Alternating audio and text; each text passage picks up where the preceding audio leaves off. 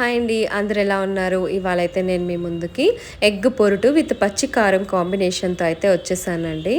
ముందుగా మనం మిక్సీ జార్లో పచ్చిమిరపకాయలు ఉప్పు వేసి మెత్తగా పేస్ట్ చేసుకొని పక్కన పెట్టుకోవాలి, వాటర్ వేయకూడదు అనమాట. నెక్స్ట్ స్టవ్ పైన ప్యాన్ పెట్టుకొని ఆయిల్ వేసుకోవాలి. ఆయిల్ హీట్ అయిన తర్వాత ఆనియన్స్ వేసుకోవాలి. మేము కొంచెం ఎక్కువ వేసుకున్నామండి.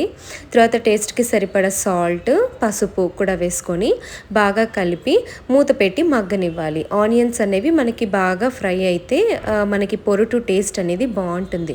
జనరల్గా కారప్పొడి వేసుకొని చేసుకుంటాం కదండి పొరుటు. ఒకసారి ఇలా పచ్చి కారంతో చేసుకోండి, అన్నంలోకి వేసుకొని తింటే చాలా అంటే చాలా బాగుంటుంది అనమాట.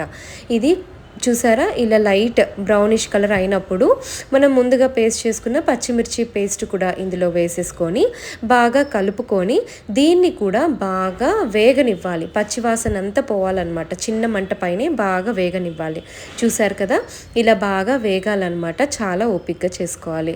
ఈ టైంలో మనము ఎగ్స్, మనకి ఎన్ని ఎగ్స్ కావాలనుకుంటే అన్ని ఎగ్స్ కొట్టేసేసుకొని చిన్న మంట పైన అలాగే వదిలేయండి ఒక 2 minutes. తర్వాత గంటెతో నెమ్మదిగా కలుపుతూ ఉండండి. ఇంకా పొరుటు ప్రాసెస్ తెలిసిందే కదా. మెల్లగా కలుపుతూ మనం ఓకే అనుకున్నప్పుడు స్టవ్ ఆఫ్ చేసేసుకోవడమే.